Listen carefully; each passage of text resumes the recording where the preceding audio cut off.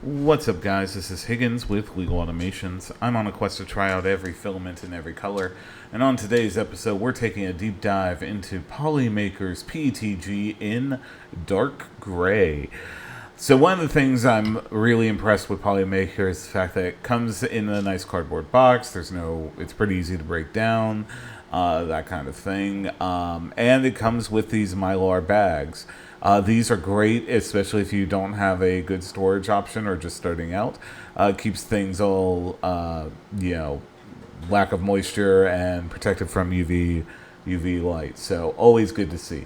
Anyway, this is the dark gray filament. Looks nice. Looks very, very much one of my favorite colors. So yeah. But anyway, as you know, here at Legal Automations, we always dry our filament for at least 6 hours. So I'm going to go ahead and get that done, and I will see you shortly for the generic benchy. All right, thanks. All right, so here is the generic benchy.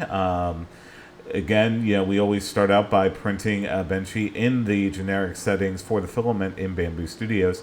This one should take a little over an hour to get done, so I'm going to print these as well as all the other test prints that we have.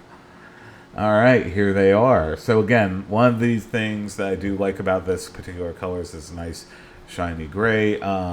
Again, Polymaker makes pretty good filament. There is some issues on the benchy with some of the overhangs and maybe a touch of stringing. I'm not even sure if you can make that out on camera.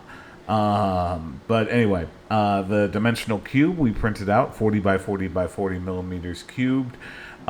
Pretty good filament, relatively strong, no real flexing there, that kind of thing.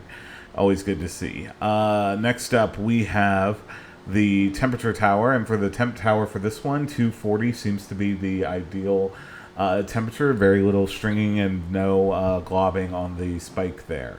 So just something to be aware of. Next up, we have the retraction test. The retraction test looked good. I used a little bit too much glue apparently on the build plate, so it kind of warped a little bit. They're stuck as I got it lifted up.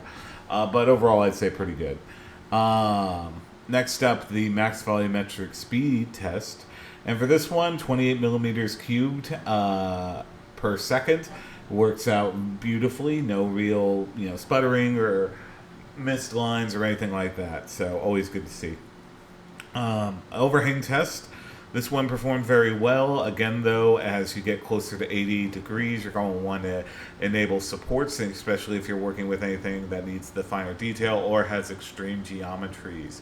It's just good practice anyway, so yeah. So we got those things dialed in and reprinted the benchy. And everything looks great there. So,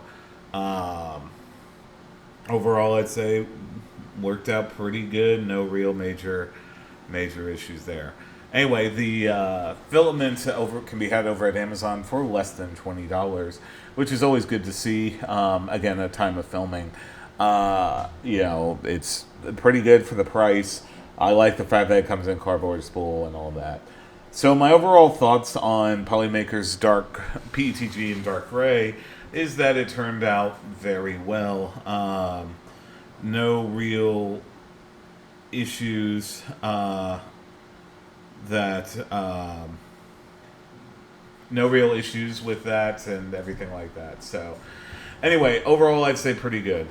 So if you like this type of content, be sure to like, comment, subscribe, do all the nice YouTube things. And I'm relatively new channel, so I'd really appreciate it. It does help. Anyway, this has been Polymaker's PETG in dark gray.